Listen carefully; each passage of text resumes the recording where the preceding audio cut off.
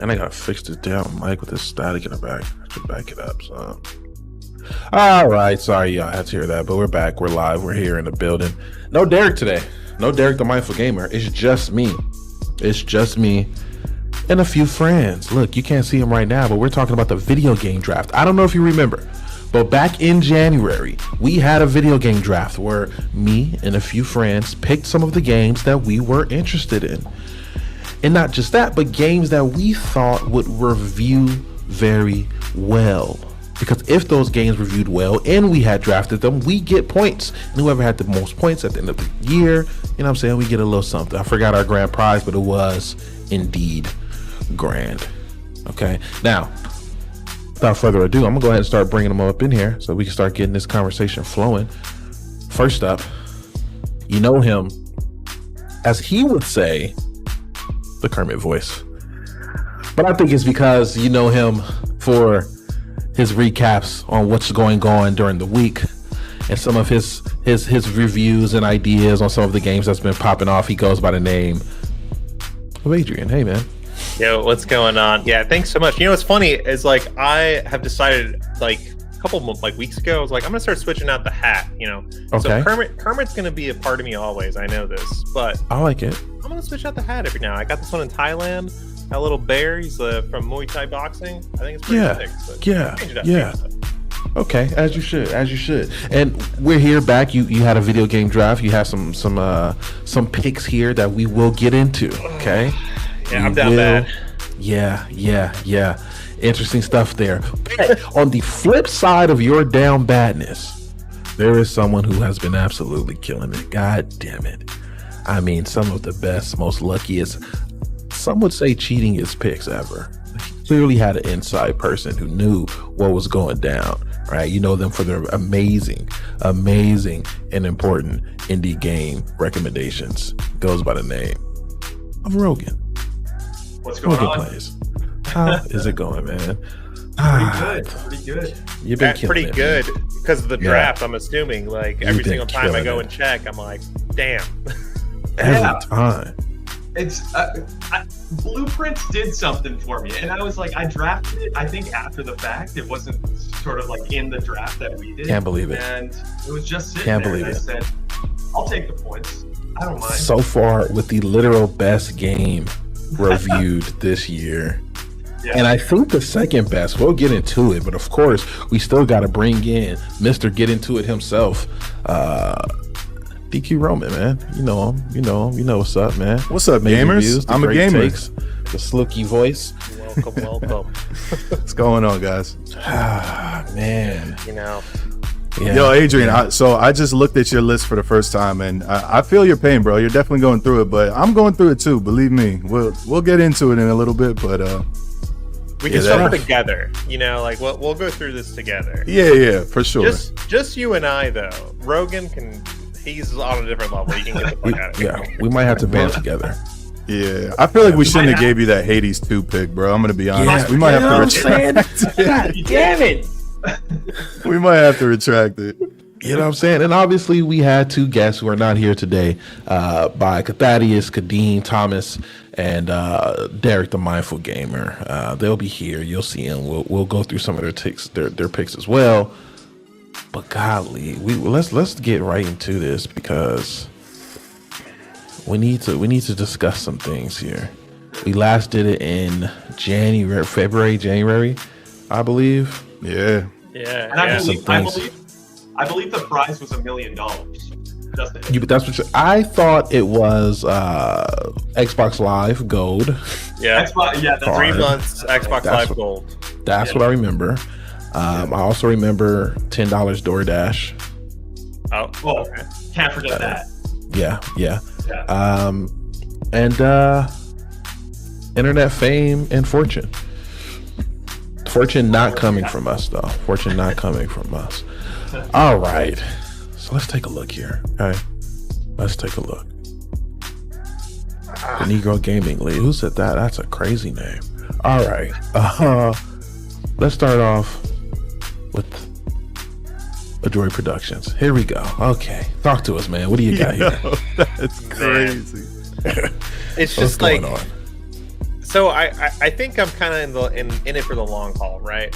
But Okay. I've had some big slip ups. I think one, Earthblade getting canceled, just Oh, like, That's tough. and like Yeah. I was so personally excited for the game. Like I thought like had it eventually like come to release, it would be great. Just given like how great this team has been like historically, especially just going off Celeste, which is one of my favorite games. I actually have like a physical collector's edition right back there that I love that game. So I was really looking forward to it. It's a Metroidvania, or it looked like a Metroidvania. And I was so stoked, and then it gets canceled, and down goes just one of my slots. Gone. Like just destroyed me. It's fine. It's fine. I really can't believe it. It does suck. But if you like look into it, I won't go into the full reason about why they canceled it. Seems like it was for the best. Allows them to, to go back and do their own other things. So all good. Definitely sucks. yeah. Looking back, don't know what the heck I was thinking about the Star Wars Knights of the Old Republic remake. That is a pipe dream and a half. Yeah. I do have this unannounced Elder Scrolls Oblivion remake. Big value. I Big think I value. put that on there when the Maybe. rumors started picking back up, and it seems like the rumors are like really hot right now to be announced by the end of April. So Mhm. I'm really holding out. But then again, I'm thinking it makes no sense for Xbox to push a Oblivion remake like right now. Like if they're talking about the Game Pass like ecosphere, right? You've got Right. South of Midnight just dropped. You have like great indie games that are just like launching on there too. You've got Clear Obscure Expedition 33, which is also going to be a Game Pass day one. That's at the Yes. end of April. And then in May, then you have Doom, right? Yeah. Why would you push an unannounced game amongst all of these things happening? So that's like my one kind of skepticism of this like rumor. Granted, I will take it because I need those points. It's like guaranteed like an 85, maybe 90, just for And like, you know what? You have a perk here amongst that. I would say, I could be wrong, that a few of us do not have, and that is the ability to think about company intentions. You don't. I mean, I never think about why would they release this with that, etc. And maybe I'm just Right. speaking for myself, but like that's a great insight. That's a good tool to use there when figuring out if games will be releasing. It's a release strategy, right? Because it's a Listen. science to it. I'm looking at. I do these news recaps every week for a reason, and so I can Right. understand. I'm taking Yeah. it into this, right?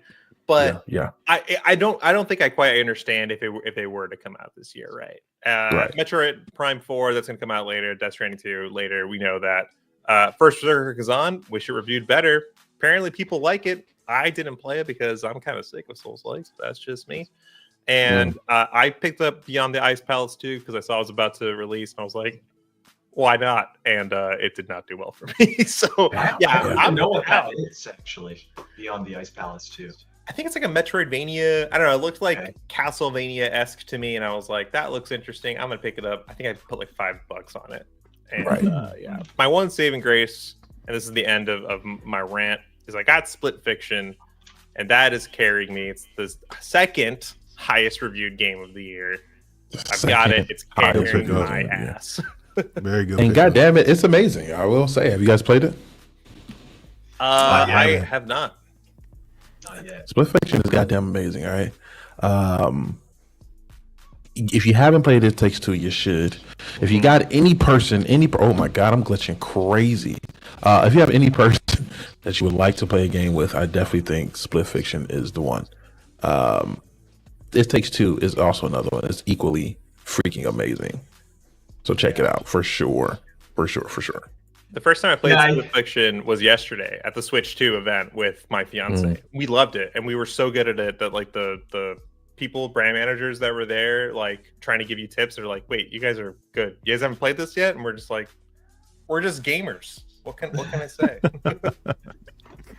But our boy dropped out here. No, I Uh-oh. got you.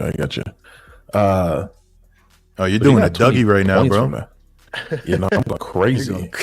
Going crazy. Turn it up. But you got 20 goddamn points from that. Pretty good. Yeah. It's the only 21 thing I got, points. man. It's the only thing. I'm holding on. Yeah. Now look, it's only April. Okay. You know what I'm saying? There's some things will happen. Now, obviously, after you, we're just gonna go right to the left here. We're Wait, gonna hold check on. me out, man. Before we go to you, I got a few Yeah, different go ahead. questions for Adrian here. I wanna attack a few Talk to different him. things. Yeah, I So got the a couple. first one, right? The game that you chose, Beyond the Ice Palace, right? Didn't work out for you. My question is, Yep. what made you want to choose that? Like, why did that pick out for it? Why did that, and also, what do you feel like went wrong that your expectations weren't met as far as from a critical stance? I'm going to tell you right now, and I think it's going to answer both. I think it's because of this group chat that we have, and like I think someone got like real good pickups, and someone said something along the lines of like, "You guys are slacking," and I was like, "Damn, this feels bad." So I'm gonna hop in right now, and I'm just gonna look at the next week of games, and I watched the trailers, and I'm like, I have seen multiple trailers of this game on like Reddit That's and the one. forums. I'm Yeah. gonna pick it up, put $5 on it, and didn't work out. $5 at that. But I did it. So you're saying you got peer pressured? That's what's I got going peer on. pressure. You got peer I got pressure peer to pick it up. That's So, tough. so for people that don't know too, right? Yes, in January we first did the draft and we picked the games, right? However, as the year progresses and more games come out, more games gets announced, there's a slew of things that we could do to help our roster here. One of those games is picking up a new one. One of those things is picking up a new game. What does that mean? Well, when a game is announced, let's just say State of Play, whatever the heck, right? A game gets announced. Marathon is a great game to use. So Marathon gets announced. Boom. We have a certain amount of time to put down money. We have a total of $100 to bid on secretly. It's a secret bid. All right. So if someone wanted to put $50 on Marathon, they think it's Not going to me be a looking banger. over right now. Thinking about You know what it. I'm saying? If it's something you want to put down, you put that money in. Adrian put 50. DQ Roman put 10. Rogan didn't put anything at all. He said, maybe $1. If it happens, it happens. Right? Time passes, that deadline hits. Adrian, since he put $50, he now gets the game, and of course he loses $50. Now he has $50 left for the rest of the year. A lot of stuff going on. But this thing keeps going. All right. This thing keeps going. 100%. And you saw what? On the Oblivion remake. Yep. So Yeah. the rumor is that it's going to be announced at some point in April. Is that The general rumor consensus? right now is like it's going to be shadow dropped in April. Shit. So here's how I imagine it kind of playing out. Either Xbox announces some sort of developer insight thing how they have done at the beginning of each year for the past 2-3 years. Either they do something like that, or it just appears and there's a dope trailer behind it, and then there's some sick marketing that they're gonna do to push it. So that's the Did they rumor just announced one for. the Xbox Direct or whatever they have. They some... did. It's the Xbox Game Showcase, which is going Right. to be the Sunday after Summer Games Fest. It's going to be on June 8th. Oh, it's a Summer Games Fest thing. And so, yeah, we could talk about that as well, because Summer Games Fest is on the 6th, and then 2 days later is an Xbox Game Showcase. And then immediately following the Xbox Game Showcase is a showcase completely dedicated to the Outer Worlds 2 from Obsidian, who just put out Avowed this year. Are they going to put out another game this year? That'd be surprising. Yeah. Okay. I think it would be very surprising. So I have a counter argument to that, right? Talk to me. All right, think about Netflix real quick, right? Mhm. How did Netflix become so popular, and how does it continue to maintain money, right? So Netflix had a few really big shows that were cultural phenomenons, right? Where you had to go to Netflix to view that show. This is how they drew people into their platform, right? But the way they keep people around, because once that show's done, it's okay, well, I don't need Netflix anymore.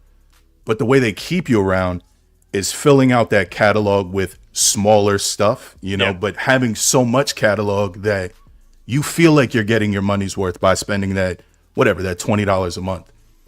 I feel like Microsoft is doing the same thing with 100%. Game Pass, where they're making these smaller games like South of Midnight or like Avowed.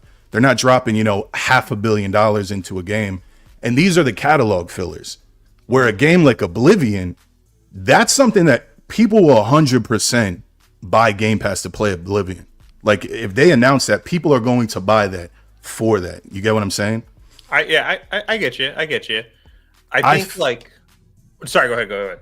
I feel like now this is probably out of the ballpark, but I feel like if they were to make that a Game Pass exclusive, where Oh, if that'd be you crazy. you had to go to Game Pass to play that game, that would be a massive move, bro. That'd be crazy. That would be insane. 100% that would be not a happening, huge but that move. would be crazy. Yeah, I don't think it would either, but I feel like there's value in that, bro. Because I really feel like Microsoft is trying to take that Netflix formula with Game Pass.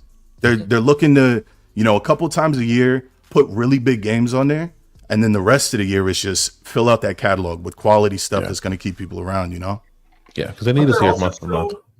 They're also so dialed in on getting all their games across every platform. They're like so gung ho on getting True. their games everywhere lately too. So sometimes I'm just a little bit confused by Xbox, like what their actual strategy is sometimes. Because I agree with you, Roman. Like that would be sick for them, but also they're like, let's put like Halo everywhere. Yeah, Indiana Yep. Jones is dropping this month. Indiana I think. Jones. Yeah. So Yeah. Great game. sometimes they're so unpredictable. Yeah, this is very true. This is Yeah, very true. I'm not sure what their vision looks like, because it does feel like they're very heavily invested into Game Pass, and that's the future. And they're making disgusting amounts of money from Game Pass, bro. Like if you look at the amount of subscribers and how much people are paying for this shit, it's like this is ridiculous. But then they're doing stuff like, hey, we're gonna put our old games on PlayStation. It's like you don't have to do that. And if this is your vision, if this is your cash cow for the next 10 years, why would you be investing in other platforms, you know? So yeah, I don't really get it either. Yeah, and I don't think we ever will, because there's so many different numbers and stuff that they're probably working with, and goals and investor fucking benchmarks that they gotta reach. We will literally never know until they either fail or keep it going. You know, do something new. Yeah. And Yeah. like there were also rumors not too long ago about like this handheld thing that they're doing and potentially getting like Steam OS On Xbox, yeah. on their Xbox, which to me is like that would be crazy, because it almost seems like they're going after like the console wars are over, because if we have Steam on Xbox, then we have PlayStation exclusives on Xbox, and then Yeah. it's like, we'll just put your exclusives on Xbox and make it easier for the consumer. Yeah. You know, there's something Yeah. like oh, I really think that would be the beginning of the downfall of Sony. I think there'd be a lot of people that are just like, why am I spending this amount of money on this when I could spend the same amount and have way more, you know? Yeah. If they get sorry, go ahead. if they get Steam, it'll be absolutely insane. That's all I know. If they actually put Steam on the console, it'd be insane. That'd be my console. You know what I'm saying? Like that'd be Yeah, it. it would- for so many people. It would That's be crazy. I was like, I made a video about this, like when the rumors started like picking back up, and I was like thinking about it. And I'm not like a technical expert, right, at all. I know that like the Xbox OS is like a modified Windows. So like I don't know the Mhm. technical limitations of like putting Steam, like the actual storefront, on there. Yeah. What I would imagine is that there is some probably like limitations about like running the actual programs, and if they can be like easily ran on an Xbox without having to go through like the whole processing, like back end shit, whatever. But I was also thinking, like, would there be a way for Sony then to like block it, where it's like, yeah, like our games are on Steam, sure, but we're gonna like not allow it to be played on certain Steam like fronts, Mm, which it'd be so interesting. It would get probably so not, to be messy and- honest. Probably not. I mean, but Yeah. maybe actually, know. right? Because there's games that could stop from being played on Steam Deck, right? Mhm. There's games that do that, like Kernel, stuff Yeah. like that. But that's also like a completely different, you know, like base there. yeah. But I mean, I think Xbox handheld will be the great way to like continue to dominate. If you like, this is my greatest wish is if Xbox Game Pass, if you could download the games natively on Steam Deck would be insane.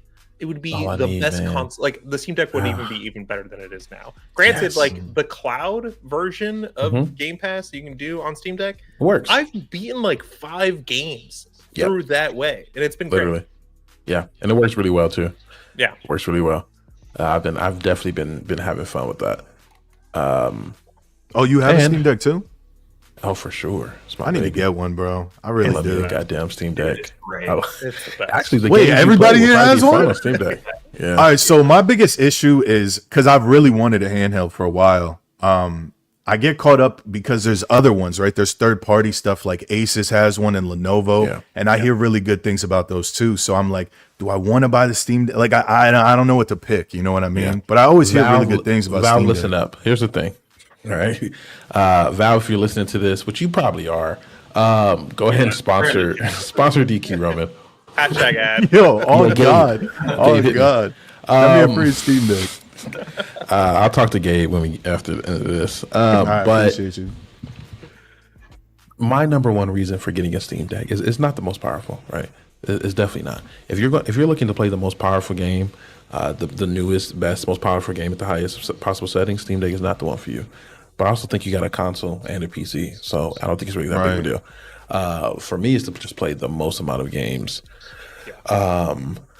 just the most variety of games, and do it in a way that feels comfortable and plug and play in a way that I think is going to be supported. And that is the Steam Deck. On top of that, I love the back buttons, the touchpads, the touch screen.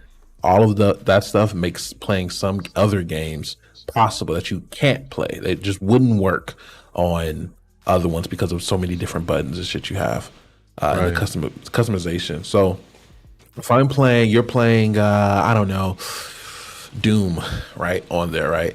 You can make it so that you can do so many different things. You can make it so that your touch pad, because it has two square touchpads beneath the analog buttons. You can make that so that the right one acts as a mouse. I didn't know that. And you can make sure that the right one acts as a mouse and the left one just works regular, or the left one works as WASD and the right analog stick triggers gyroscope, and now you can use gyro to like move. Like you can make sure that literally once you touch it, it's gyro now that you can like do it like that. Or you can make it so that your back buttons is a right click and your other back button is a left click. Or there's so many. You can make it so that the touchpad is like 9 different buttons, just depending on like where you like swipe it or some shit like that. Tons of customization that is supported. If you go into the community layouts, for those who has a Steam Deck who don't know, go into those community controller layouts and just like look at the different ones. Fire. For those reasons, Steam Deck is undeniable for me, right? I think the best way to look at it is which games do you want to play and see if it's playable on whatever platform, which one plays it the best. See, that's another thing too, is from what I understand, Steam Deck only uses the Steam OS, right? And I have huge catalogs on GOG and also on Epic too. So it's limiting my PC catalog by a lot if I was to get a Steam Deck versus one of the other ones that use Windows or Linux or whatever they use. There's you know what I mean? workarounds for that though. Yeah. Oh, is there? Yeah. The Steam Deck is okay. built on Linux, and another cool thing about it is that like emulating, if you want to emulate, not Get saying 'em. any of us do, not saying any of us do, but Go if ahead. you want to, Get it, we got if him. you want to play like old games and stuff like that, it's pretty easy. Okay. Pokemon on there Gotcha. allegedly is But, pretty. Yeah, right. And there's Epic launchers, there's GOG launchers. You Okay, can go see, into I didn't know Linux. that. You could dual boot Gotcha. Windows if you wanted to. But yeah, I'm a Steam Deck fanatic. I love the Steam Deck specifically. It feels great. It's my favorite handheld. It's just the PSP. Shit's great. What But the that's just me, last though. thing I will say about Steam Deck, it is the best like partner platform to all the systems that you already have, specifically like for cloud gaming, like cloud in so many different ways. For example, I played pretty much all of Final Fantasy VII Rebirth, the new one that came out last year on PS5, on my Steam Deck because I had Well the played. remote connection. So I just like played it in bed, even though my PS5 is set up on the TV out here. So I was just like playing it on my Steam Deck, and it worked flawlessly. Yeah, That's crazy. yeah. Remote play is great. I do it for the Xbox too. Xbox, PlayStation remote play works fantastic. One of the games that I played on my Steam Deck is Wander Shop. Yeah. Or Wander Stop rather. What'd you think? The only game I drafted that was got some points so far. That's been released. Yeah. I think Wander Stop is great. I think it's a good game. At the end of the day, it is a cozy game, so you do got to do some farming and some matching, and you know what I'm saying. So it is a cozy game, but the story is just fucking great. I forgot the dude's name who did it, but he just does a good job at this type of thing, like of flipping stories on their head, having mysteries and things that just unravel. Again, it's from the creator of not Severance, but Stanley Parable. Creative. So it's just he's just great. He's just good at it. It's really good. I think it's fantastic. I think it wasn't talked about enough. But yeah, that's the only game that came out for me so far. I mean, talk about your other games. You got I Am Jesus Christ, dude. Game of the year. So no, that's Ron. That's my counter pick. I mean, that's Derek. Yeah. Oh, okay. That's right. You over there, you counterpicked Mafia: The Old Country, which I still don't think is a horrible counterpick, to be honest. We'll get into it. We'll get into it when we get back to the person who drafted it. But I counterpicked I Am Jesus Christ. To be honest, that might be my biggest. Wait, you drafted Mafia: Old Country? Oh, did I? Oh shit, I did. Okay. Yeah, that's a terrible counter pick. That shit's for I don't know for sure. I can't say for sure. That's my thing. Two of these games, we don't really know what's happening. Hollow Knight Silksong is coming out this year, right? True. Is it though? Is it? That's what I was about to say. Is it really? Why would they say that? And it's not. Because we've seen before games get announced. But not Hollow Knight. You know what I'm saying? They said, look, we know that you're looking for this game. And they haven't said shit, right? They haven't said anything. They haven't showed us anything. They've just been quietly working. So for them to come out with a release window, I think they didn't have to do this, right? They didn't have to do that. They didn't. The Nintendo was like, you motherfuckers. my thing is, if they were super sure that they were coming out this year, that reveal would have been way bigger than a 3-second clip, bro. That was crazy to me. It just was in the sizzle reel, like so. Yeah. That just it didn't feel real at all, bro. Yeah. It's because they're saving it for Summer Game Fest. All right. Yeah. It's going to be a big reveal for Summer Game Fest, and it might be a release date at Summer Game Fest. Right. That's all I'm saying. I hear let's not people sleep. are also like, because they were at the Xbox Game Showcase 2 years ago in 2023 when we also heard it was going to release in 2023 and then it didn't. But people are like, oh, maybe it'll shadow drop then too, which would be nuts. It's not going to shadow drop, first of all. I don't think shadow drop it. Yeah. No way it shadow drops whatsoever. Yeah. But I do agree there are 2 points coming up, Summer Game Fest, Xbox Game Showcase, for Hollow Knight Silksong to get officially revealed, like the announce date, it's real. But also Ghost of Yote, we haven't heard anything. We're 4 months into the year. We haven't heard. That is kind of crazy. I know. But that's because that's 100% happening. You know what I mean? Like that's like that one is a thing that's like, I think they don't need to say anything. It already has the announcement, and they're just gonna play off of that silence and the fact that people who love Ghost of Tsushima, which is a lot of people, will automatically just hop over to Ghost of Yotai at the moment. It's, you know what I'm saying? So I think they're playing their cards well with that. And Sony's pretty good with that, to be honest with you. I don't think they really play carrot, you know what I'm saying, in front of the stick kind of thing with their games and their releases. They just say, hey, we are going to make this. We'll let you know. And they usually do. Does Sony have do they usually do something around Summer Game Fest, like their own state of play, or do they integrate their trailers into like Jeff Keighley's show? I can't really remember what they do. I think like it hasn't been like a standardized process since they Yeah. pulled out of E3. Yeah. So like a couple years ago now. But what they did last year or whenever Spider-Man 2 was about to come out, they had a state of play before that had like the official reveal that like, oh, Spider-Man 2, this is all the things you can expect. And then at Summer Game Fest that year, then they announced the reveal date or the launch date, right? Yeah. So I think there's room for that, but I also think going back because of the feedback that they got from their last state of play was like pretty dog shit, and then now there's like a lot of pressure on them to have like a PlayStation Showcase, which is like their larger presentation. There is like I think there's a rumor that they're going to do that, but I think there's a lot of pressure on them to do that to actually showcase stuff because Yeah. aside of Ghost of Yote, we don't know anything about what Yeah. they're working on. Yeah. Yeah. And like But that new Naughty Dog game is years away. I think 2-3 years, 100%. Probably, right? Yeah. I'd say 27. Yeah. Probably Yeah, 27. Sounds right to me. Yeah. Yeah. So Sony got and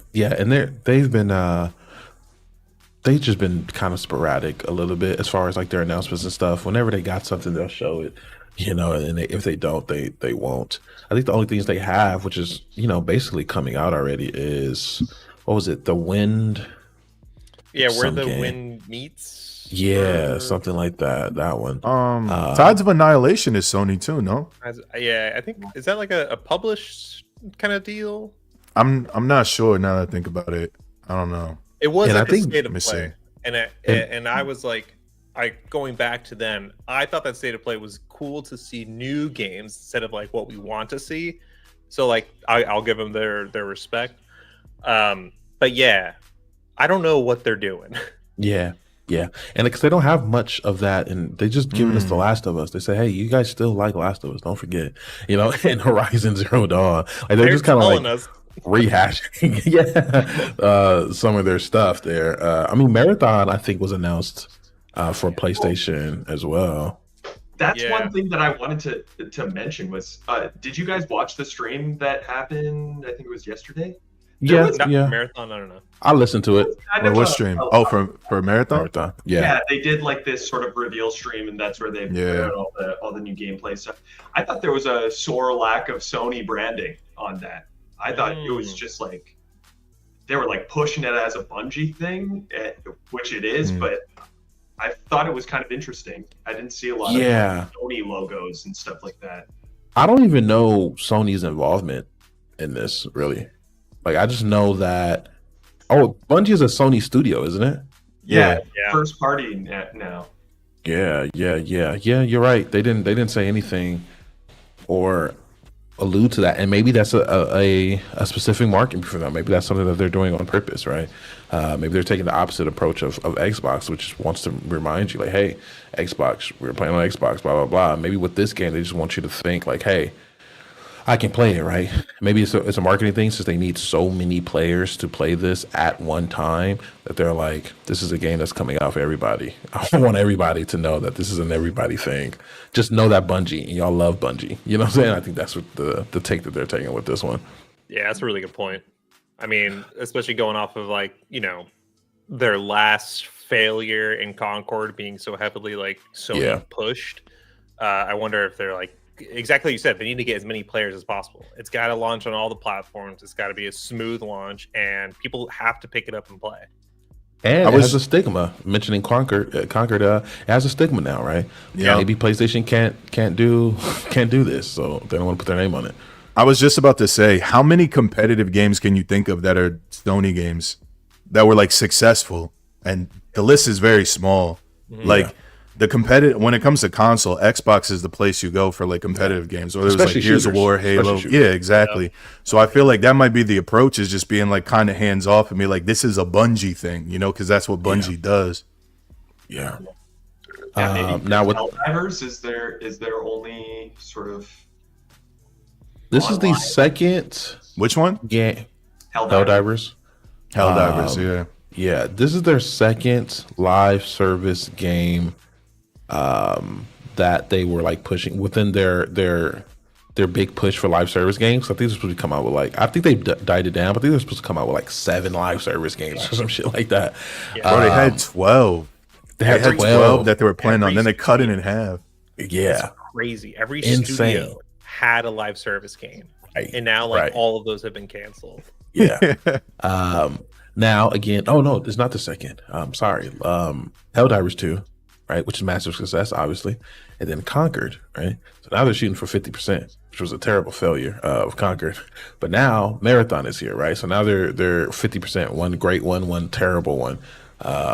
So we'll see where they go with that. But with that being said, we might as well get into it before I go back into my list and move on. Marathon. What are y'all thinking?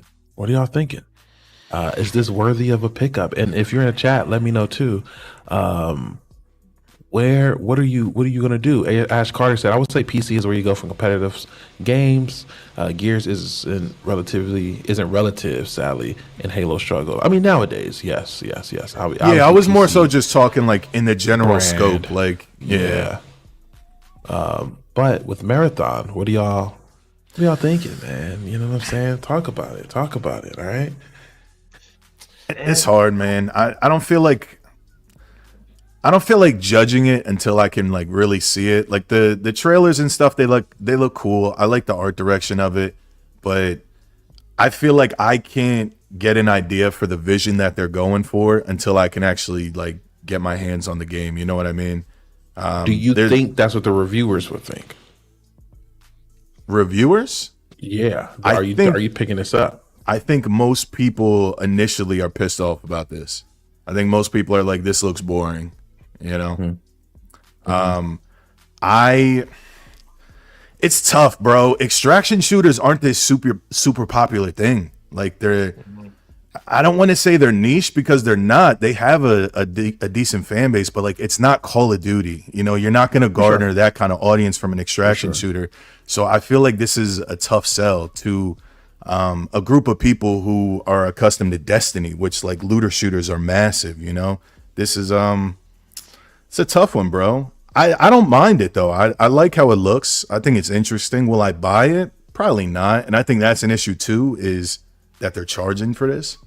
I think that's gonna come back to bite them in the butt, but we'll see. Interesting. Yeah, I'm on the same boat. I think. I think the art direction is probably one of like the coolest like AAA art directions like I've seen in such a long time. Yeah. So that regard, I'm like all on board. However, extraction shooters, like I don't really care for. I don't really care for looter shooters even to begin with. Like I didn't care for Destiny. I don't care for like Borderlands. I don't really care about like going out, getting loot, coming back in, doing it again. Like that sounds kind of boring. So to me, I need to play it. Like I need to get my hands on it. I need to experience it, and I got to give it an honest shot. Because like when I think extraction shooters, I think Escape from Tarkov. When I think Escape from Tarkov, I think like slow paced. I think methodical. I like hyper realism, which isn't like the case here, and like also just overwhelming. Have you seen loot in like Escape from Tarkov? Yeah. That No, for is sure. insane. It's a Yeah, full-time job. It's a full-time sure. job to take care of that. So anyways, that's where I'm at. Khalil says Bungie makes great feeling FPSs, so it's hard to doubt them. I need to know what's gonna keep me playing though. Look, I'm gonna go ahead and agree with you, but let's put a little bit more respect on Bungie's name, right? Yeah. They can make a game the mainstream, right? They could turn the whole genre mainstream, right? They can do it, right? Destiny 2, the looter shooter MMORPG shit, whatever the hell, that wasn't a popular thing to do. You know what I'm saying? Like that's something that was absolutely kind of ridiculed. Shit, Halo was a turn for the new. There were some FPSs, but it wasn't nothing like Halo. That was wildly different. So who knows what happens with this game, right? Even if it is a fantastic game, that doesn't mean it will be successful, right? Just because gamers and the way that we kind of, I don't know, consume and come about games is just so drastically different than it's ever been. Who knows what it will take? But Bungie, there was a Overwatch push to payload. It was not a popular mode when it came out. You know what I'm saying? Like there was also no looter shooter PvP games on console to play, right? Other than Team Fortress 2. With Marathon, there's literally no. I think there's DMZ from Warzone, Call of Duty, and there's Hunt the Showdown, which are the two extraction shooters that you can play on PlayStation. You can't even play Escape from Tarkov on PlayStation yet, which may have a different conversation if we could, but we can't, right? So there's a chance that Bungie makes this mainstream. Did you guys ever play the game, the Cycle Frontier? Yeah, For a little bit, Played it? Yeah. So I enjoyed that game. I thought it was really solid. I liked it, and I like extraction shooters, by the way. I'm a big fan of them. I don't play Tarkov, but I played like all the other ones. I like extraction shooters that are kind of dumbed down a little bit. Like Tarkov is just too much. There's too much time investment there. Cycle Frontier was a cool game, and I feel like Marathon could fill that void. But that thinking about that just brought me to the mindset that in order to make it successful extraction shooter, you have to have insanely good anti-cheat, because it's the one genre of game that is the most punishing if you have cheaters in it. Yeah. And that's what killed Cycle Frontier. Their anti-cheat sucked, and it just killed their game instantly, you know? Yeah. And that's the big thing, right? And that's what, I mean, you know, I guess you got to release it on PC. Like I said, you need players. But I wish it can be just a PlayStation exclusive, just to narrow that chance of them cheaters being in the game. Bro. You still have to deal with a Zen, but yeah. Honestly, I'm kind of hyped for this. I was very impressed by the showcase and some of the gameplay that I saw. I feel like the art direction, like I think Adrian, you're saying, it's like, but Bungie are the masters of art direction. Like, say what you want about Destiny, that game, like some of the skyboxes and like how they realize this world, it's insane. Like it's such a good looking game and unique. It's now a staple. Yeah. Yeah, exactly. It's just like it's almost like the look of Destiny became so normalized, but like it's only because it was so good, and now it's just like integrated into how we look at first-person shooters. And I think this could have that effect as well. To me, it reminds me of like if you could see the ground in Mirror's Edge, this is what it would look like. 100%. But to your point about would I draft this? I think I am skeptical about drafting any sort of fully online game right from the go. I think the critical reception will completely rest on the performance of the game, and this game is going to be broken at launch. No, for sure. You know, just like any online game. Yeah. Adrian, yes or no on the draft? What are you thinking? I will make a decision. I hate to put it off, but like I would make a decision after I get a chance to play. The beta, like alpha's coming out. If I get a chance to like sink 10 hours into the alpha, I would make my decision, because I'm so on the fence right now. Yeah, Roman. I mean, even if I could, I wouldn't draft it. Damn. I feel like FPS, especially today, like multiplayer FPS games, they don't review well. I can't really think of any modern ones that like are highly PvP? regarded. It's hard, especially when it upon first release, right? It's just like Rogan said, it's going to be broken for sure. I don't even think Helldivers 2, which isn't PvP, but I don't even think Helldivers 2 got like an extremely good review upon first release, because it has some issues there, right?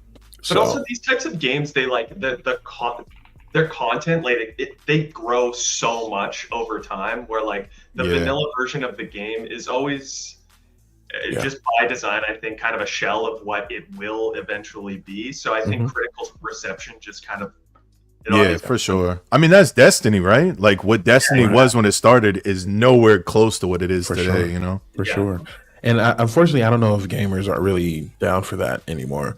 I just think they need games to be popping right this second. And I could go on a whole rant about that. But instead, want to go through the last few a little bit. Now, look, I got some not a lot of games came out. But the games that will come out, I think, could really help me out, right? So If I can manage to get, obviously, Hollow Knight, if it comes out, great. I'm in a solid point. Mafia: The Old Country is a gamble. I can admit that. All right. Dispatch, I'm still rooting for. Lies of P is a W. I got to move the Sea of Stars to a different spot. I'll have to figure that out eventually. But Expeditions 33 is really what I'm hoping is gonna bring me some big points. That's the one I'm really hoping for, because it's fantastic. It's fantastic. Have you guys gotten a Expedition- chance to play it yet? Not yet. I have. Yeah. And it was Alright. awesome, or what? That's pretty great. This guy plays every Exactly. freaking game, man. That's exactly what I thought it would be, and I'm pretty happy about it. I must admit. Hell It yeah. looks so good. Yeah. It does. I'm like so sold on this. Yeah. So that's what I'm rooting for. You know what I'm saying? I'm rooting for that. Now, obviously, still got to pick up some games. Summer Game Fest is around the corner. I will keep my eye on it. I will fill out these slots because I need to catch up to Rogan and catch this W. But that's Expeditions 33, Silk Song. I think I'll be in good standing. Ghost of Yotai will automatically be a layup unless it's the worst game of all time. It was automatically going to give me like 20 points. So we'll see. And then after that, let's go right into Rogan, man, the winner himself. Now you got some good games. I don't know why Hades actually took some of your points away here. I think, is it just waiting to? Oh, because it's not out yet. Yeah. Yeah, the So, game has to really officially drop. Yeah. So So you potentially be sitting at 40 points that'd be nice. with two I- games. I would love that. Yeah. But like, I think, where do I start? I think, okay, with Blueprints is like my big one that came out. Man, I was just hearing rumblings that, because this game had a demo out for a long time, and I was hearing rumblings. I was seeing like people on Blue Sky and Twitter every once in a while just like say a comment here and there about how like this is a really good game. I think Daniel Mullins, who did Inscription, he put out a tweet that was like, "This is like one of my favorite games of the year," or something like that. Yeah. Yeah. So I just leaned into that and I picked it up. I didn't play the demo. I picked up the demo for like a second, and then I knew it was my kind of shit, and I was like, okay, I'm putting this down. I'm gonna play it at launch, and I can in fact confirm this is an awesome game. It's just What exactly? What happened? Not to do a fool, because I know it's like, you know, a different kind of game. But what's going on? What is this game? so essentially, you are like the grandson of the owner of this manor, and he passes away, and he's leaving the manor to you. But you only get the manor if you can find the 46th room in the 45-room house. And so basically what you're doing is you're going through the manor and you're working off this grid, and you're going up to the doors and you're drafting kind of like a room. You get three rooms, and you draft one of the rooms, and in each of the rooms you find different clues on like what the hell's going on in the house, and it's just like it's amazing. It's really cool. And why do you think people are reviewing it so well? There's no other game like this, in my opinion, that I've seen. I think this type of game generally reviews pretty well with critics. If you can take a puzzle game that is very sort of like mind bendy, put a solid narrative on it, and just like have a gameplay loop that can sort of like keep you involved for like 20 hours or something like that, you've got a pretty good formula for something good. It's like games like, I don't know if you guys have played like Return of the Obra Dinn. It's like all deduction based, and there's like really clever puzzles, and you just feel really accomplished when you do it. It's a hard game to pull off, but if you do, I think it just like hits for a lot of the critics that are playing this type of game. Yeah. Interesting. Okay. Yeah, it kind of reminds me of like kind of where the Outer Wilds kind of like hit, where like it was such a unique kind of take and way in which they've kind of like done the storytelling in the world. And I think like that's kind of hitting for that crowd, at least in terms of like reviews. So super interesting. Got to play it myself. I know that it's out now, so we'll be hopping on. Yeah, And it's on Game Pass too, so that's pretty cool. Oh, right, facts. Yeah, hashtag ad. Yeah. Hashtag ad, yeah, exactly. But You guys are shills, man. Game Pass is the best place to play all your favorite games. Oh my god. Blueprints and Support real creators, man. but also, man, this is the type of thing I'm personally looking for all the time. That sort of like indie gem that just like fucking comes out of nowhere. You're like, where did this happen? That's what happened with Balatro last year, and it just kind of like took the world by storm. I don't think this type of game has that kind of power, but it is awesome when you see this game come out of nowhere and just like start getting like one of the best reviewed games of the year. It's really cool. Yeah. And so you got Hades, you got Blueprints, solid. Ninja Gaiden probably also solid. This Mario 3D platformer, though, man. It's not coming. That's a 0, my boy. Yeah, That's a 0. That's a 0. Dude, I was not expecting Bonanza. Yeah. That one is gone. I don't even know how I got it, but I think at some point there was like an unannounced 3D Donkey Kong platformer on the list that I ended up picking up, and so I have Donkey Kong Bonanza. Yep. And I think that is the coin flip. That's value. That Rogan went for. It was like because it makes sense, right? New Nintendo console, new Melee Mario game. I was putting my money on that being a thing. I'm so surprised that we're getting a 3D Donkey Kong platformer. Well, dude, Nintendo does this thing where they don't like really talk about the studios that are working on their games. They're just like, these are Nintendo games. And I think the rumor is that the Odyssey team is working on Bonanza, but they don't say that. Which is interesting, though. We won't know until it's released. Until we can see the credits, we won't know. Right. Yeah, they don't even put it on before the game starts. You have to wait till the credits to see. Yeah. It's wild. It's a really weird thing. It's their it goes back to when they kind of saved gaming consoles, where they used to put that this game is like Nintendo stamped, like the little gold star or whatever. It goes all the way back to that, because like when people didn't trust the games, like people wasn't buying games because there was so many shitty ones coming out. Nintendo decided to put that on there and to be like, hey, this is a Nintendo game, you'll be all right? And they just kind of like stuck with that. And honestly, it is kind of working, but now it's just kind of scummy because they're not showing like a little bit of respect to the people who actually made the game. Yeah. So and with that, I'm like, there has to be a 3D Mario at some point, but they're just, I guess, handing it off to a different team if this is the case, that the Odyssey team is working on Donkey Kong. Yeah. So I don't know. Who knows? Yeah. Maybe we won't get it for another like 2 years or something like that. I was sure it was coming out this year. I was proven wrong. I'll take the L on that. It made sense on paper. Yeah. Right? It's all good because you also got Mario Kart World. Yeah. That's a certified win. That's a certified win. I think. Is it? Wait. I don't know. Let's just... Listen, I'm ready to have a conversation if you are. I don't know. Because here's the thing, right?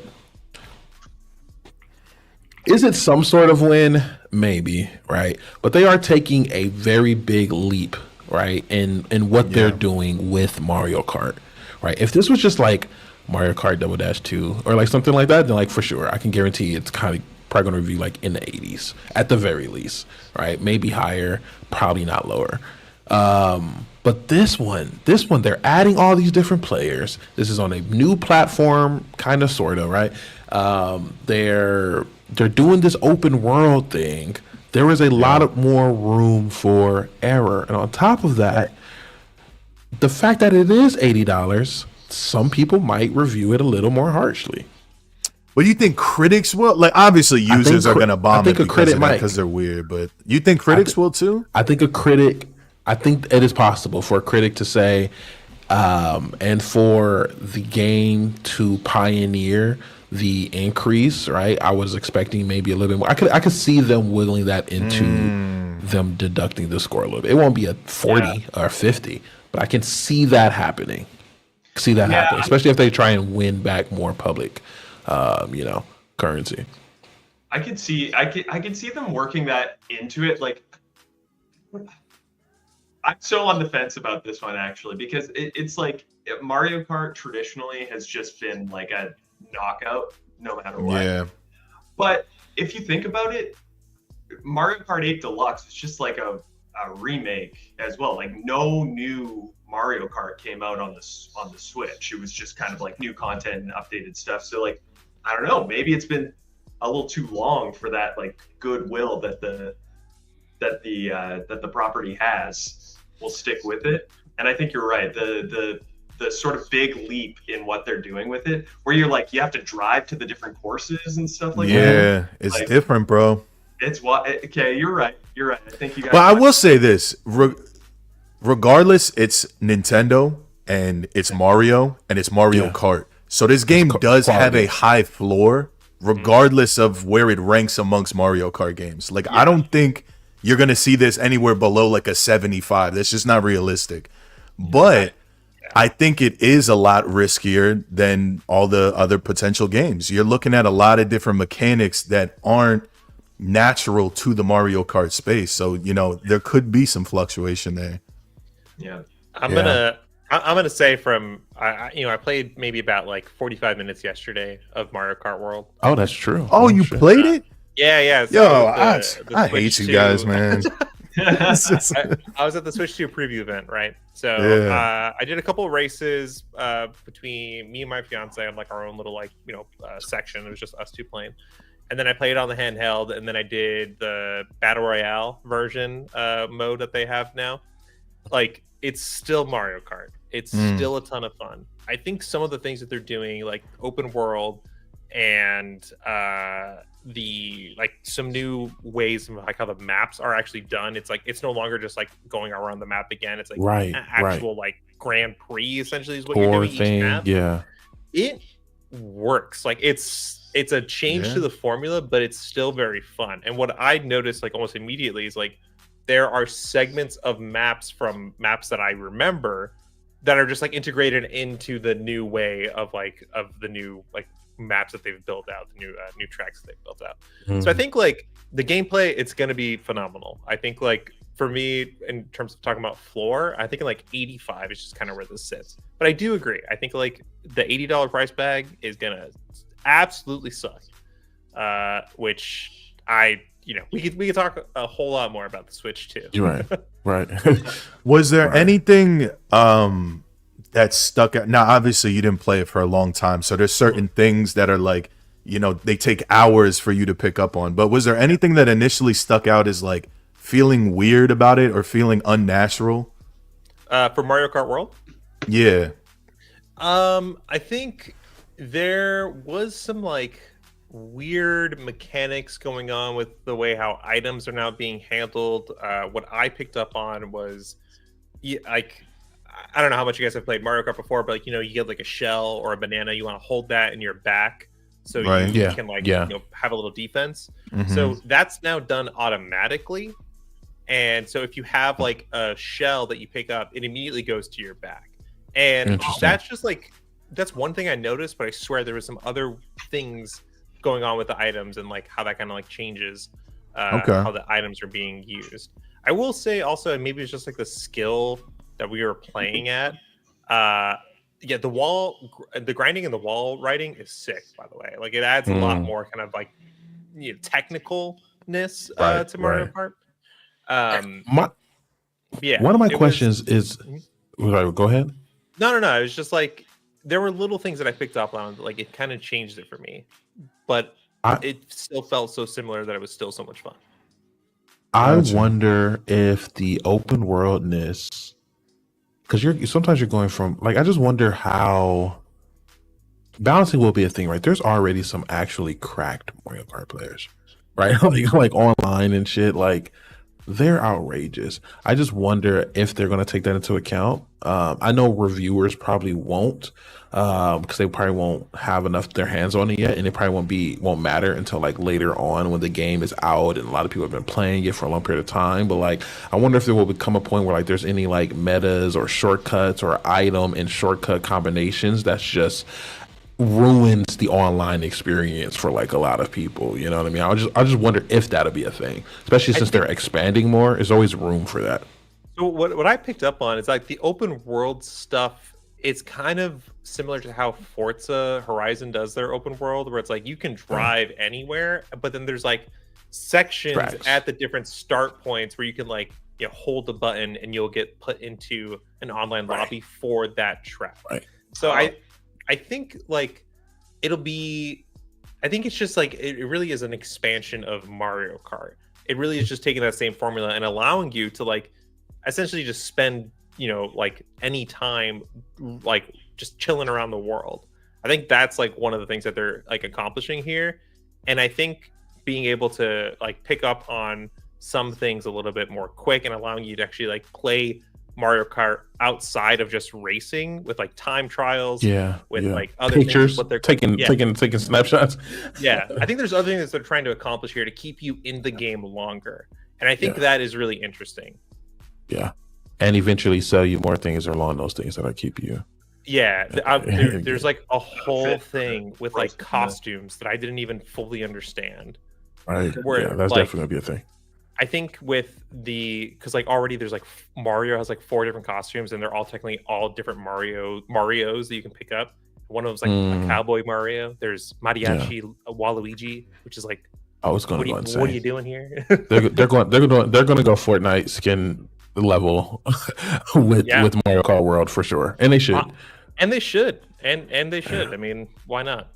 Yeah. Well, you really think Nintendo's really gonna start collabing with companies on skins and stuff like that? I don't know if they're gonna collab. I just mean like because they don't have to collab. They could collab with Nintendo. I mean, yeah, they got their own IPs, So like as far as that goes, I think they're just gonna go like all in on like all the types of different skins. At some point, they're gonna be like I won't say fan service in that way, but like they will be doing like, hey, I wonder. Insane, by the way. Peach go crazy. I wonder if it'll be like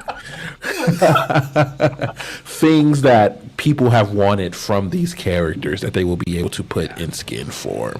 You know what I'm saying? Like Mario with a Zelda hat, or you know what I'm saying, a Link hat. Like who knows, right? Like stuff like that. I think they'll honestly, they already had like so many costumes for Mario. Maybe they'll take that idea and kind of expand it. Exactly. I can't imagine them not doing that. All of the new stuff is all about keeping you in the game longer, and I think that's like what they're trying to allude to without showing off so much before it's out there. When they're trying to say like that's the reason why it costs $80 is because it is so massive. I think that's one of the things that they're trying to really like build up on, is the fact that like all this new stuff is like meant to keep you in the game longer, meant to keep you playing longer, so that $80 price mark is what like you will actually get in terms of like time investment. So I think it's interesting. Do I think $80? I think paying $80 for any game is like ridiculous. So I think it will hurt it a little bit, yes, but I think the gameplay is still there. It's still Mario Kart and it's still Nintendo. And so I got one last question for you about Mario Kart, right? Because Mario Kart is maybe the most iconic couch co-op game of all time. Like this is a game that you play with your friends or your family, right? And it feels like a lot of these changes that they're doing are to move towards online play. Does this still feel like a very accessible couch co-op experience, or does it feel like it's catering more towards online? I think we didn't get so much of like the couch co-op experience. We did play split screen on the open world section, I believe, and then also like one of the races. So it was very, traditional Mario Kart experience. I don't think that there was anything that was limited by it either going online or vice versa, it either being co-op for like what the game is like trying to sell you, right? Like you'll still be able to do your races, your open worldness in couch co-op format. And I think, again, it's just like what is just more ways for you to keep playing Mario Kart either by yourself online with friends or like offline couch co-op with friends. How can we make sure that like if you're hanging out, if you want to like play games with someone, Mario Kart is like that game. And I think that's what they're really trying to do here. I feel like that's only, I get it, and I think this will probably be a good game no matter what. But I'm a little disappointed, and I wish that they would have took this as a chance to take their local supremacy here to the next level, right? With like, working in the camera or anything to make to take that local experience to the next level. I think that would have been a great thing to do. I don't have really too many ideas other than like, I don't know, wave certain items. You have to like wave your hand or, you know what I'm saying, like point to the person next to you or some, you know, some random shit that I feel like would have just like took the co-op to the next level. I think that could be cool. The Mario Party Jamboree TV edition that like you need to have the camera for does do that. Like it elevates Mario Party because of the camera, which is like, again, it's such a specifically couch co-op thing that I think is really cool. And I think if you really like Mario Party and Mario Party nights and hanging out with your friends, I think the camera is really going to make that like even better of an experience for you. For sure. But who knows? Maybe they could do it here. But from all we've seen from like the camera is just like you can now live stream on like Discord-esque to your friends, which like who needs that? right. Like, bro, this is the game that you play with your mom and your little sister. Like, why is that how you're marketing it? That makes sense. All right, Rogan. So you do got Mario Kart World. You know what I'm saying? Yeah. Shout out to you. You got Ninja Gaiden. You got some things there. I wanted to touch on Hell Is Us because I like that. I like the direction that game is going in. I like what's going on with it. I like the announcement. Could be bad.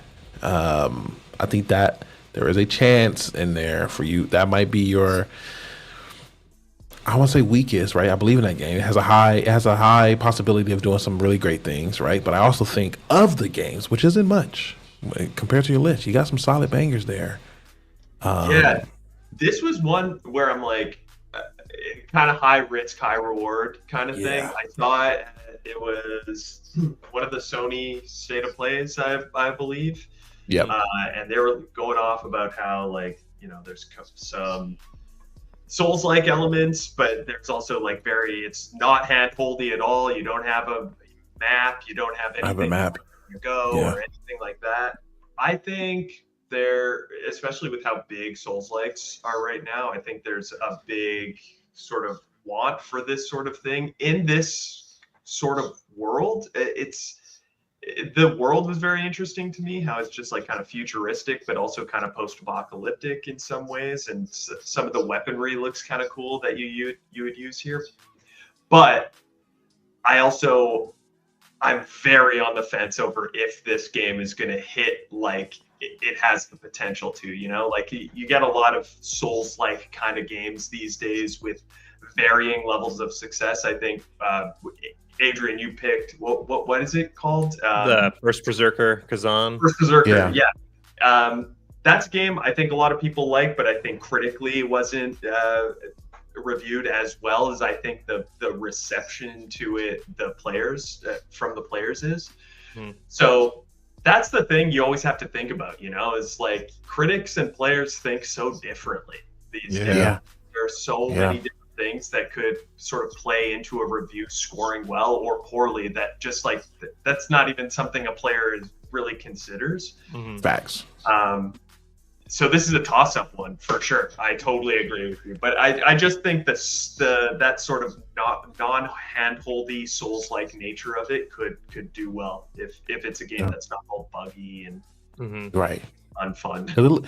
It reminds me, and not that it's anything like that game, but just I don't even know what it is, but just looking at it for whatever reason, it gives me that Ghostwire Tokyo vibe where it's like looked great, looked like they were doing some very cool things, but for whatever reason it just didn't land with people.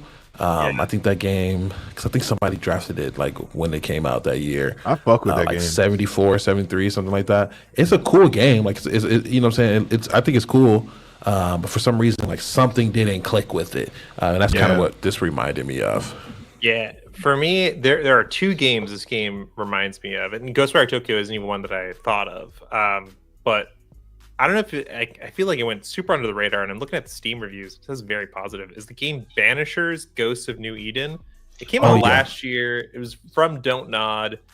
And that's like the vibe this game is giving me. And the second one being The Surge, like do you guys remember that, like that kind of Souls like game? For sure. But For I sure. mean, I gotta be honest. I really like the world, and like the world building here looks really cool. I think the art direction is superb. I will say it though. I think the main character looks so fucking generic that like I am Boring so shit. disinterested Yeah. in caring about. Looks like him fucking at Aiden all. Pierce, bro. Dude, I was just gonna say. Yeah, they went the most generic route possible for this character right here, for sure. Louis looks like Aiden in a different world, for sure. You need some of Yeah, I can- Mario's costumes.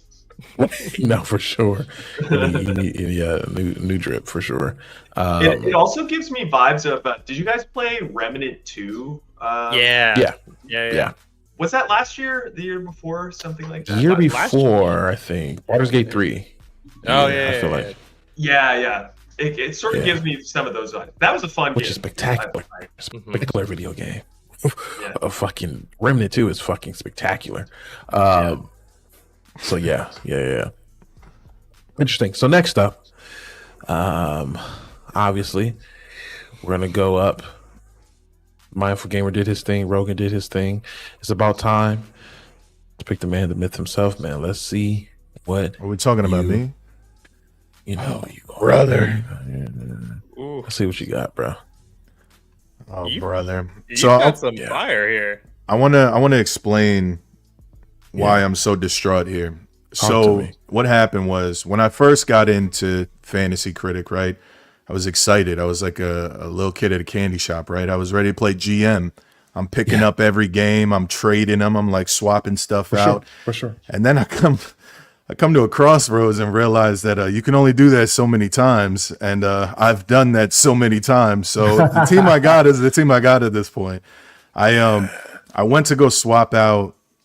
What was it? I think it was Assassin's Creed Shadows, and I wanted to pick up what Adrian got, the Oblivion remake, and it wouldn't let me. And I was like, "Oh shit!" I think I Because it already fucked up. came out. Well, no, it wasn't even out yet, but it was. You can only drop up Drop to two twice. games that already have an announced date. Yep. Per year. Yeah. So I'm kind of stuck with what I got at this point, and which I'm looking at it, and there's some good stuff here. Don't get me wrong. Like I'm Dave the Diver, that's heat. Dragon Quest for sure. Like there's some good stuff here, but Doom is fire. Doom is fire. Tony Hawk Pro Skater is gonna review well as long as it's not a buggy mess. It'll do fine. Man, Wheel World is a sleeper hit. Bro, I think Wheel World Yeah, could review right. really well. I think it could. I played the demo on Next Fest and I loved it. I thought it was really solid. Yeah. Yeah. And Judas? Skate Story too, bro. Skate Story. All right, let's talk about Judas real quick. Judas? Let's talk about Judas real quick, bro. Because I'm gonna be honest, I don't think it's coming out. For sure not coming out. I don't think it's coming out, my guy. It's not, For sure not coming bro. out, man. They said years March. They said March 2025. It's now April. We have not heard a thing from these guys, bro. Ken Levine's out here doing podcasts with people and not even talking about the game. He's just having conversations with people. It's like, yeah, this game is chopped, bro. We might not see this for another 2 years. Adrian, do you know if they're working on anything else? Like, what are Got they some doing? insight? I think we might have talked about this back when you originally drafted it. But yeah, like it felt like it was like such a moment when Ken Levine was, talking about Judas for the first time. We got to see more gameplay. We got a new trailer. It felt like they were ramping up towards a like release or like just a bigger marketing campaign. Yeah, it felt like it was right there. It sizzled out so quick. It was like a week of like podcast, interview, in-depth talk with like IGN and like talking about like big publishers, and it felt like a really big moment. And then it just like dropped off. So I don't know like what they're going on, like what's going on there internally. I do think Ghost Story Games is in a really interesting spot in terms of how it's falling under 2K, right? Because technically what happened is Irrational Games, who made BioShock Infinite, they dissolved like 2 months after BioShock Infinite gets released. Ken Levine takes like a small group of people, all of whom who are no longer at Ghost Story Games, and he creates Ghost Story Games. And so they've been working on Judas for this entire time. They finally release it, and then now it's like, how does it even fit within 2K's kind of like overarching kind of layout, their calendar layout? Yeah. When they've got Mafia, when they've got Yep. Borderlands, and technically, you know, within the same kind of umbrella is Take-Two, and that has GTA. Yeah. So Yeah. how does this even fit like anywhere in 2025's calendar for this publisher? I don't think so. So I think this is like getting pushed out. Yeah. I think this is my wild take. I'm just gonna say it now. I think this will get a release date at the Game Awards this year, and it'll be like 2026, like Q1. Yeah. Potentially, I could see that. Okay. I could see that. That's not bad. That's That's all not I guess. bad.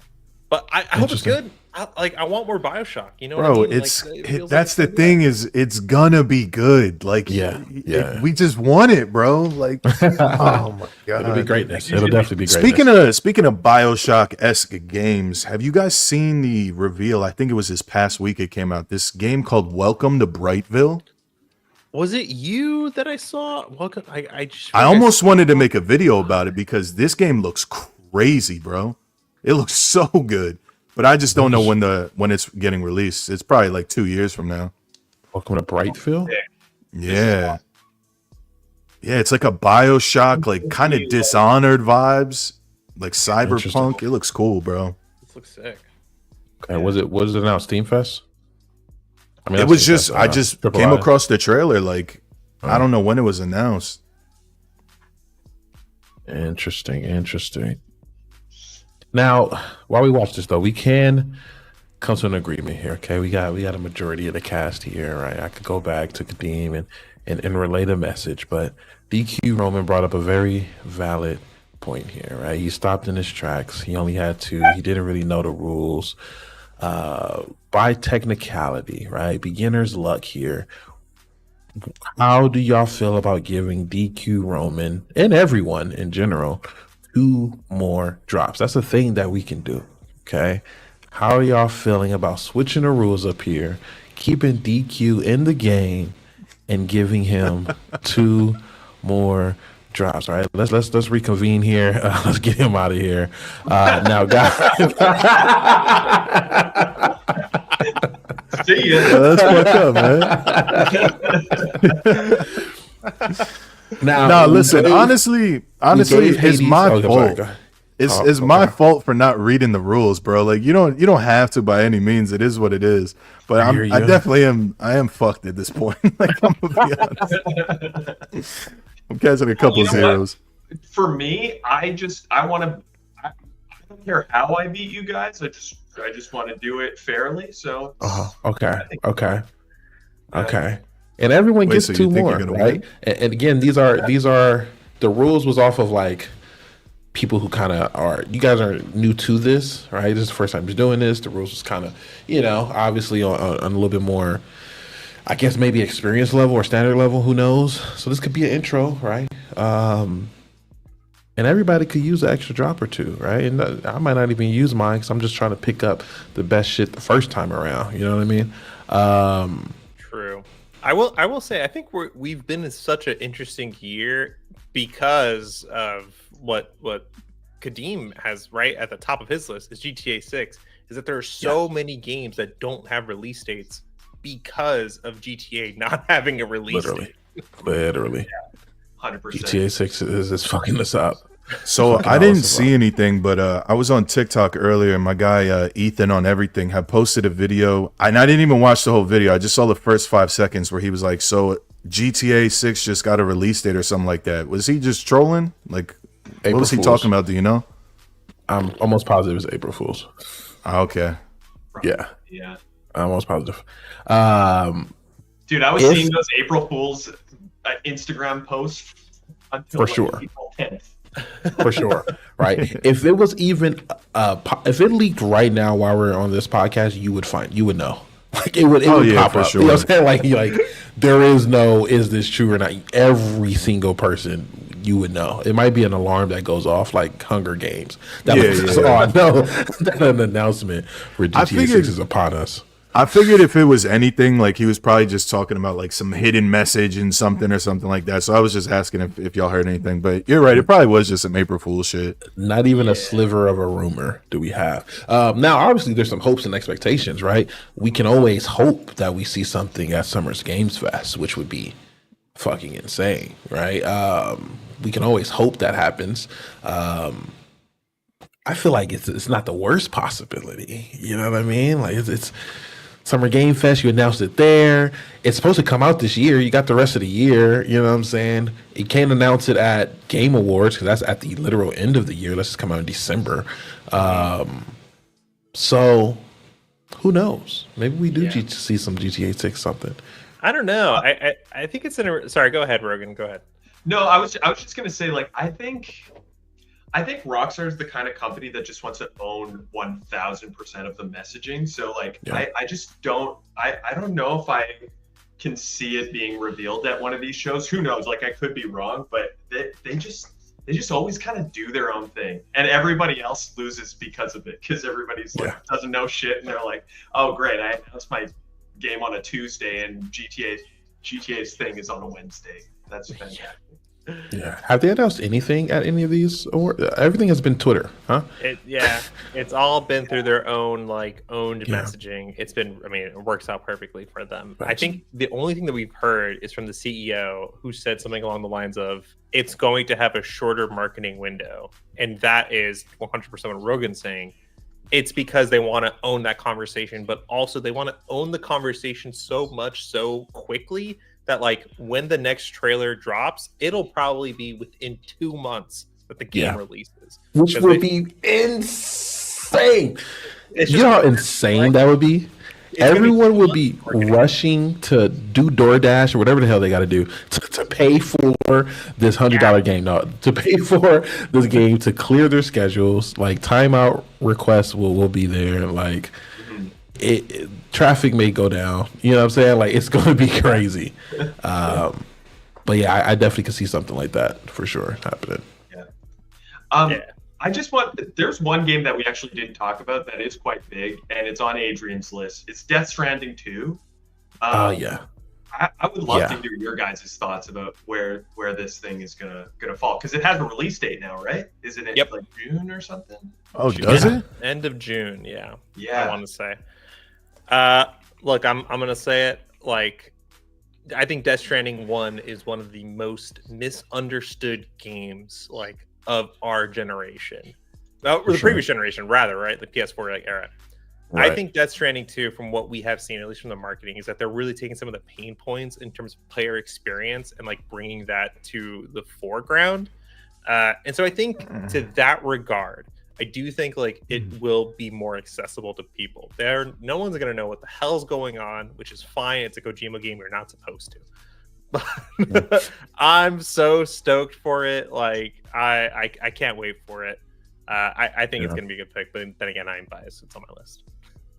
My question is, will it be a world that is outrageously well done and beautiful and a world that we'd all want to explore? Of course, right? Of course, the characters will be fantastic. They'll have arcs that are very well written, and it'll be amazing. The acting will be amazing. I wonder if it will be a fun video game. That's really all I wonder. Will this game be fun? Will it be cinematic? Yes. Will it be riveting? Probably. Will it be groundbreaking? Possibly. But will it be fun? And it may not be his goal. His goal when making this game could have literally been like, I just want to do something that's more than just fun. You know what I'm saying? Like he could have literally said that when making this game. I just wonder if that would be the case. What are they going to do is this just going to be an extension of the story, or are they going to add some very interesting and important gameplay mechanics to take it to the next level? I don't know. Yeah. I hear you. I think like Kojima definitely has the skill to write, like the thought to have like a really great fun game. I think the Metal Gear Solid 5 Phantom Pain is like one of the best stealth / action games of the PS4 era. Granted, it is an unfinished game, and there's so many reasons behind that, but it is like incredibly fun. And I oftentimes do think like, damn, I want to go play that game again because it's so much fun. I think he could do that, but to one of your other points is like I don't know if that's his goal. I think his goal is to like tell a story and to really like flex that like muscle. And for that reason, like I'm really excited for it. Do I think critics will think the same? Do I think the general audience will think the same? Probably not. No, you don't think critics will? I think this game is going to be very well critically received. I do. I feel like Death Stranding 1 was kind of iffy because people didn't know what to expect. Didn't get it, yeah. Right, but I think we're at a. I think people do understand now. Like I think when Death Stranding came out, people were kind of just like, "What the hell is this? Like this is the weirdest Kojima game ever made." And now we've had time to sit with it, and I feel like people do kind of have an understanding where that second game, people know what they're getting into. You know, Yeah, I don't know. I feel like critics are gonna love it, bro. This point right here will probably always be a point. Is this slow crawl that's mentioned, the patience thing? I just think the nature of reviewing the games and getting the code like a week before will immediately put them into that mindset. So I don't know if it will see like a super high, right? Like I don't know if everybody will be able to like give it like, you know, up to the point of like 95 and up, but I think just because it'll be slow. I just think it will be slow, and just from that, reviewers who are on a time crunch to review it will be antsy and they will dock points for that reason alone. But I think they'll love it. They'll definitely love it. They'll eat it up. It's artsy. It's cool. You know what I'm saying? It's Kojima. It's going to get eaten up for sure. I've heard rumblings that it could be a bit more of an actiony game, or like lean a little bit more into the more action side of the original Death Stranding. Just because, like, not to spoil anything, I didn't even beat the original Death Stranding, but I know that like, so much of the game is delivering packages and just but I guess with the trajectory of it and like sort of where the first game ends off, right? I don't know if that gameplay loop really works with this new one that's coming up, but who knows what the fuck Kojima is gonna do. Yeah. From what we've seen from like the trailers and stuff, it's like it does seem like there's a little bit more on like the action side of things. Which sure. I mean, like in the game in Death Stranding 1, you really don't open up like essentially the whole like weapons and combat side of things until like really far along. Yeah. I had a lot of fun balancing my packages. Like, I was like, I'm stacking this so high and I'm gonna travel by foot across that mountain and listen to some like incredibly just like ridiculous monk chants, whatever like soundtrack is going on. And I had a great time doing that. But yeah, I do think like the action will be brought forward here. Yeah. Damn, I missed the times where what an odd series. Right? Like I miss when a game could be announced and talked about and freaking, you know, we just talk about the game, you know what I'm saying? Like specifically, not even the hype or anything. Because like this game was so hyped when it came out. Like, and I get it, but it was like probably one of the most hyped game. Like even by Kojima himself, he's like, I'm going to create a brand new genre of video. Literally, he said that. I'm going to create a brand new genre of video game with this. Like this it's nothing like you've ever played before. And it really wasn't, right? And that alone was like, all right, Kojima, like we'll see, man. You know what I'm saying? So people went to it with that. If that released and that plan and that quote had came out now, there would be so much bullshit surrounding it. Like there would be so much like other talk about the game, you know what I'm saying? That just, I don't know, Steam numbers would be popping up. Steam player count. Don't even get me started. No one's playing this anymore. So much of the conversation around video games that are coming out now, probably more like online games, but it's so much about like the hype around the game and the conversation around the conversation about the game. You know, it's like barely about the game. Marathon is a prime example of that. Like how many people are so worked up about it, and I'm like, where is this coming from? Like it just doesn't make sense. You haven't played the game, you haven't done anything like around the game. They just showed it off in a stream, and I understand being a bit skeptical about it. Like course, all of us sure. are. It's an extraction That's a shooter. new game. Exactly, from Sony, who has had, Concord last year, but like, I don't know, going into it with the pessimism instantly and just like overblown to a point where I'm like, how can you even react this way to something like that?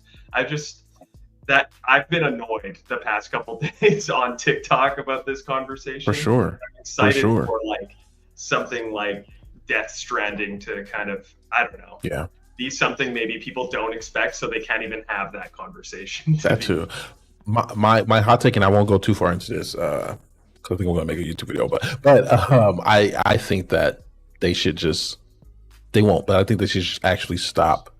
Like for like it was like 5-6 years of no new PvP shooters at all. Actually, just to kind of reset, right? No expectations, no nothing. I think they should completely go like silent and just move on to other games and make people yearn for it a little bit more. Because right now, every game is I could be playing Apex instead, right?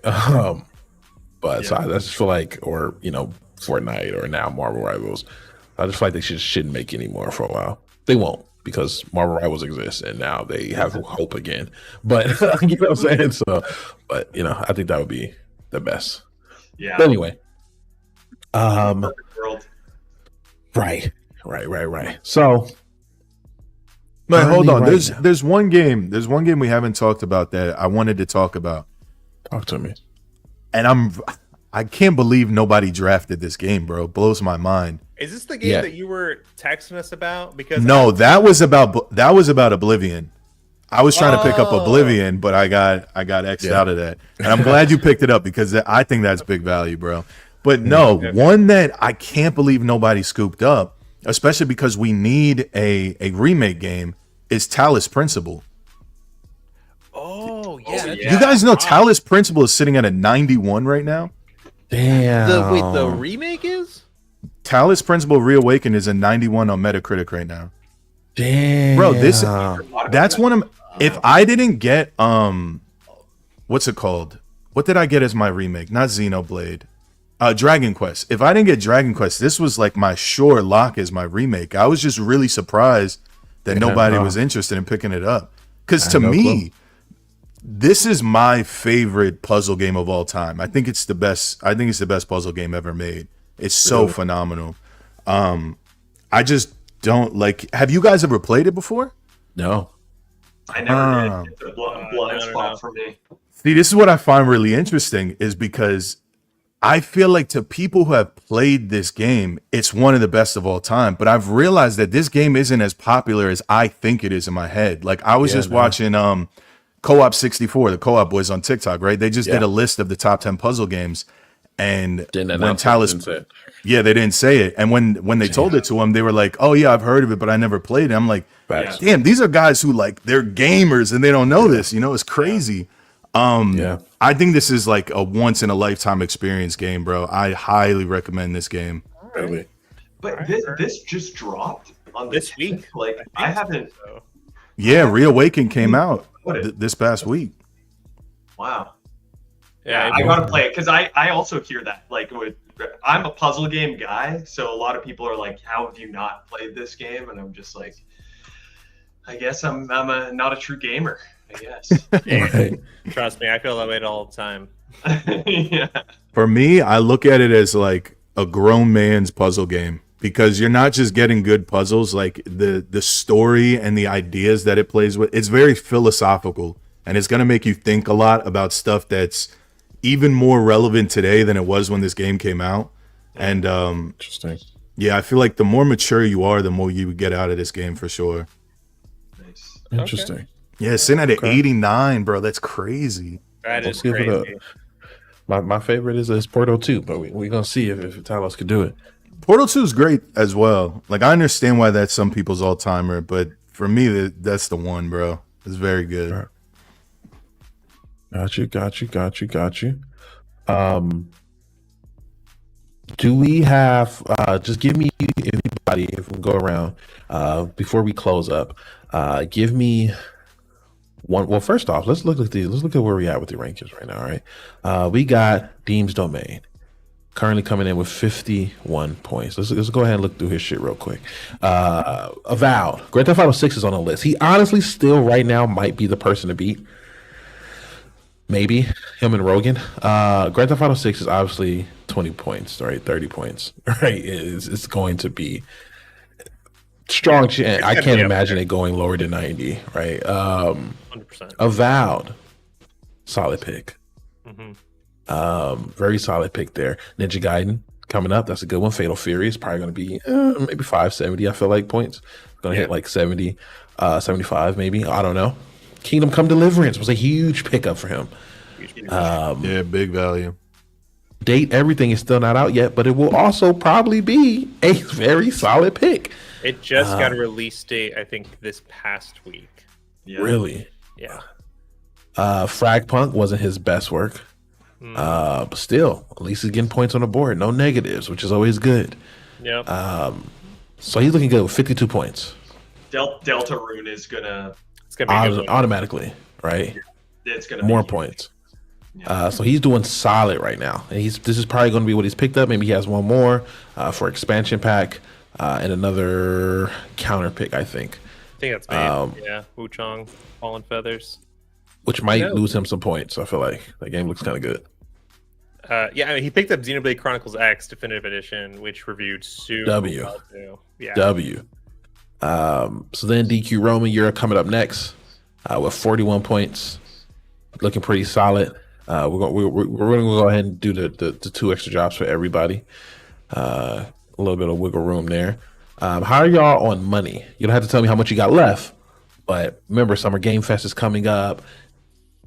Maybe not the Game Awards. Maybe so we might get lucky with some game drops in there. But we got a lot of games coming out. We got a lot of bidding potentially going there. How are y'all looking like on money? Think about it. You know what I'm saying? Like I said before, if you just tuned in, the video game draft, we drafted a bunch of games, figure out how they're going to review well. But also, as the year goes on, we can pick up games by silently bidding on them. $5, $10. We started off with 100. And obviously, we had a lot more games than we started off with. Things are getting, coming down to the wire here. Yeah, I think I'm looking okay, but I really hope that these 2 big showcases that have been announced right now, right? Summer Game Fest, Xbox Game Showcase. I do hope that the games that they show, the majority of them are games that release this year.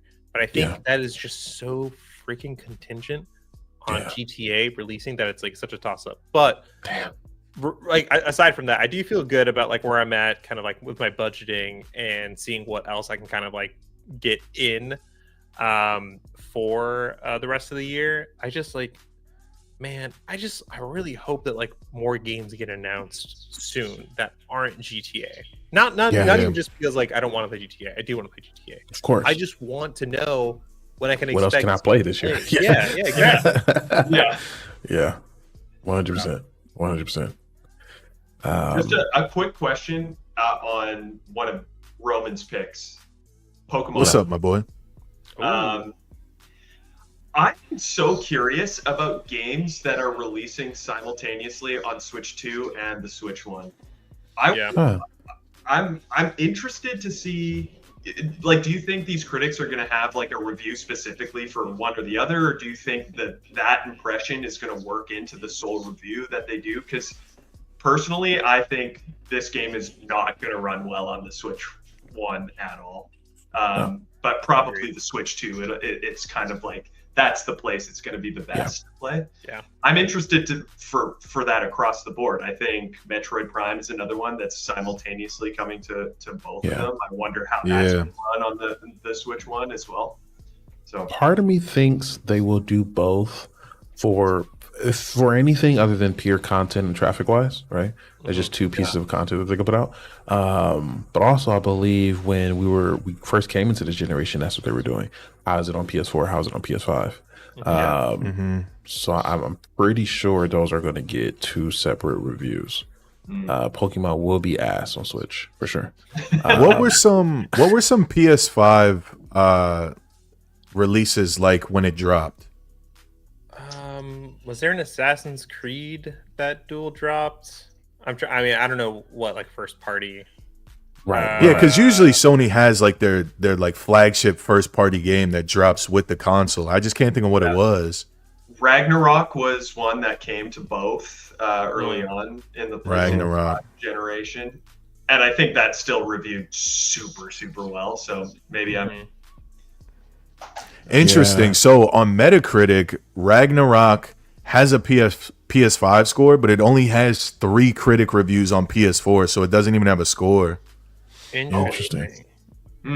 So it looks like critics didn't even really care to review it on the PS4. Cyberpunk was a thing at one point right. for both. Yeah, and that was. And I not know good they at had that launch. one. Yeah. I know that one had some reviews. Yeah.